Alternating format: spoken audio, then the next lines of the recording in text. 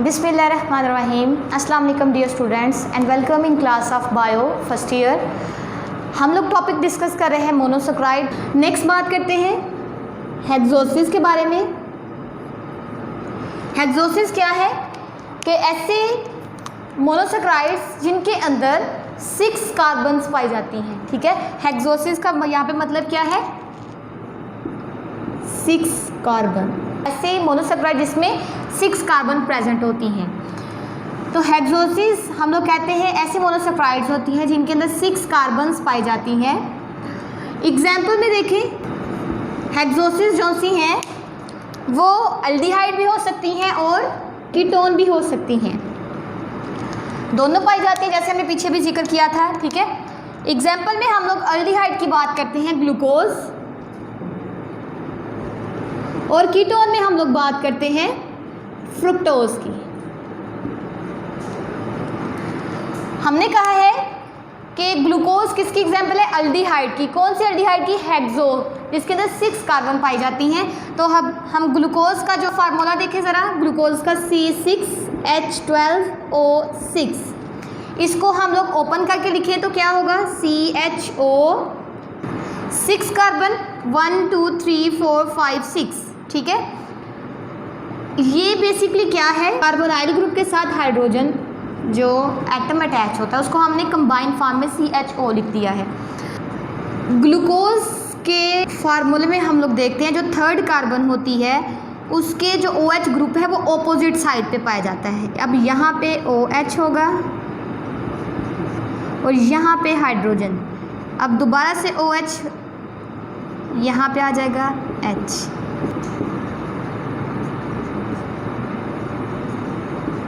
तो ये क्या है, ग्लूकोज का फार्मूला है जो हमने ओपन करके यहाँ पे लिख दिया है, इसको हमने ओपन फॉर्म में लिखा है। अब आपको पता है ग्लूकोज जौन सा है ये रिंग बना के रहता है, सॉल्यूशन में ये रिंग बनाता है, मतलब ऐसे रिंग जिसके 6 कॉर्नर्स होते हैं।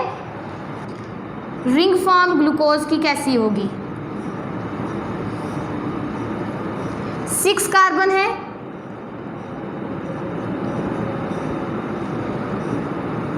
6 कार्बन कंप्लीट।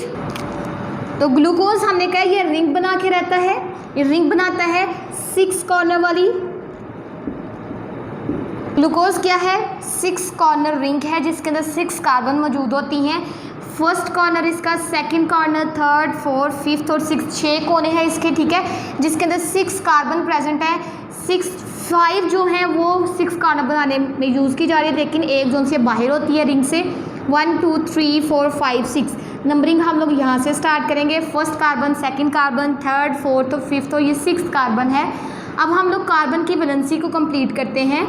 देखिए ज़रा, कार्बन ने 4 बॉन्ड बनाने हैं, एक इसके साथ बनाना है, दूसरे इसके साथ, तीसरा और चौथा इसमें बॉन्ड किसके साथ बनाना है, एक हाइड्रोजन के साथ और दूसरा OH के साथ। ठीक है, यहाँ पे भी बिल्कुल ऐसा, एक ये बॉन्ड है, दूसरा ये, तीसरा ये, 4th वाला ये वाला। तो ऊपर हाइड्रोजन के साथ, नीचे OH ग्रुप के साथ अटैच हो जाएगा। अब स्टूडेंट देखिए, जो 3rd कार्बन है वहाँ पे आके इनकी जो पोजीशन है वो चेंज होती है। OH जोन सा है ग्रुप वो ऊपर चला जाता है, जबकि H जोन सा है वो नीचे आ जाता है। अब नेक्स्ट देखिए, ये 2 कार्बन के साथ बॉन्ड ऑलरेडी मौजूद हैं, उसके बाद 2 ये फर्दर किसके साथ बनाएंगी, H दोबारा से ऊपर और OH नीचे की तरफ आ जाता है। सिर्फ और सिर्फ OH की जो पोजीशन है वो 3rd कार्बन पे जाके चेंज होती है, जैसे कि यहाँ पे भी आपको दिखाई दे रहा है, ये देखें यहाँ पे आके ये चेंज हुई है इसकी पोजीशन, बाकी सेम ही है। अब देखिए स्टूडेंट, जो 5th कार्बन है 1 2 3 उसके 3 बॉन्ड पहले से ही मौजूद हैं, उसके साथ सिर्फ और सिर्फ H बॉन्ड लगेगा। क्लियर। अब देखें, जो 5th है वो H2 3 का हो गए और एक OH के साथ करती है लिंक। जैसे यहाँ पे देखें, एक ये 4 बॉन्ड है, इसका एक इधर से बॉन्ड बना हुआ है ऊपर की तरफ कार्बन के साथ, दूसरा हाइड्रोजन 2 के साथ बनाएंगे और तीसरा OH के साथ। इस तरह ये वाला ये अपना पूरी की पूरी वैलेंसी कंप्लीट कर लेते हैं। तो इस तरह ये ग्लूकोज जो सी रिंग बनाता है जिसमें 5 कार्बन जो से मौजूद है, 6 वाली बाहर है, और इस तरह ये अपनी वैलेंसी को पूरा करते हैं। OH ग्रुप जो सा 3rd कार्बन के आके ऊपर अटैच हो जाता है। क्लियर। तो ये क्या है, ग्लूकोज। ग्लूकोज एक अल्डिहाइड है। ठीक है, हमने हेक्सोज की बात की है। हेक्सोज जो से अल्डिहाइड भी होते हैं, कीटोन भी होते हैं।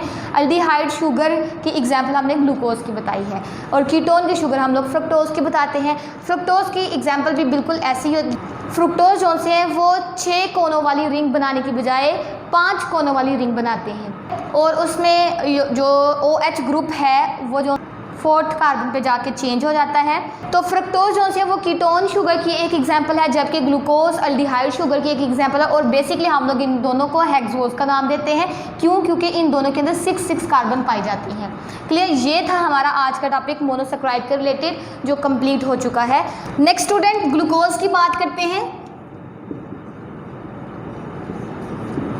ग्लूकोज के बारे में कहा जाता है कि ये हेक्सोज है, जैसे कि हमने अभी यहाँ पे डिस्कस किया। इसके अंदर 6 कार्बन पाई जाती हैं, और ये जो है वो 2 फॉर्म में प्रेजेंट है। फ्री फॉर्म में भी मौजूद होता है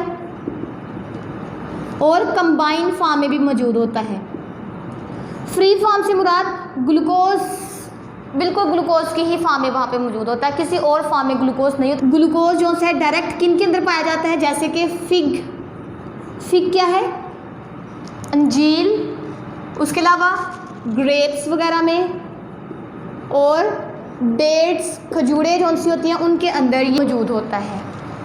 उसके बाद कंबाइन फॉर्म में, मतलब कंबाइन फॉर्म से मुराद कि ये किसी और चीज़ के साथ कंबाइन होता है। जब हम लोग उस चीज़ को तोड़ते हैं देन हमारे पास ग्लूकोज आता है। जैसे कि कहा जाता है डाइसेक्राइड की फॉर्म में हो सकता है, पॉलीसेक्राइड की फॉर्म में,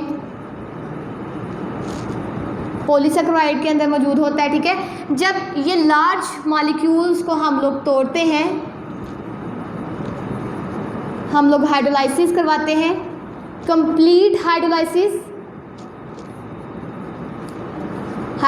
कंप्लीट हाइड्रोलाइसिस से क्या मुराद है यहाँ पे कि जैसे हम लोग कहते हैं पॉलीसेकेराइड जो से डिफरेंट मोनोसेकेराइड्स के मिलने से बनते हैं। अब पॉलीसेकेराइड जैसे स्टार्च है, एक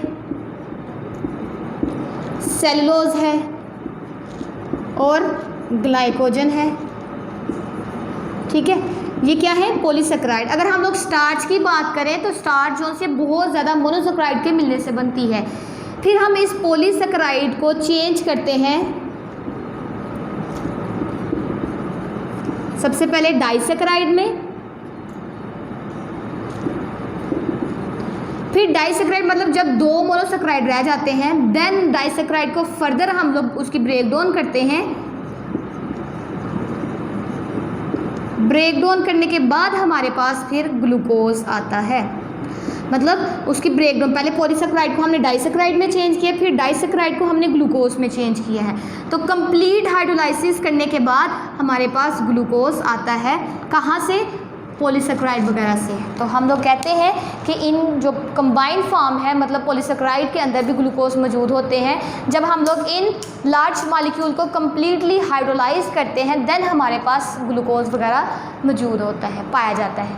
क्लियर स्टूडेंट? अब कहा जाता है ग्लूकोज बनता कैसे है, इसकी फॉर्मेशन कैसे होती है और कहाँ पे होती है। मोस्टली कहा जाता है it is directly present in green plants. Green plants में डायरेक्टली ग्लूकोज प्रोड्यूस किया जाता है। और किन किन को यूज़ किया जाता है वहाँ पे, जैसे कहा जाता है वाटर को लिया जाता है सॉइल से with the help of root, carbon dioxide को लिया जाता है एयर से with the help of stomata. ठीक है, उनके जो स्टोमेटा होते हैं उनके ज़रिए।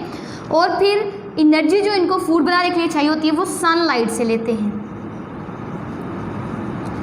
सनलाइट से एनर्जी लेते हैं उस फूड को बनाने के लिए, ग्लूकोज को बनाने के लिए।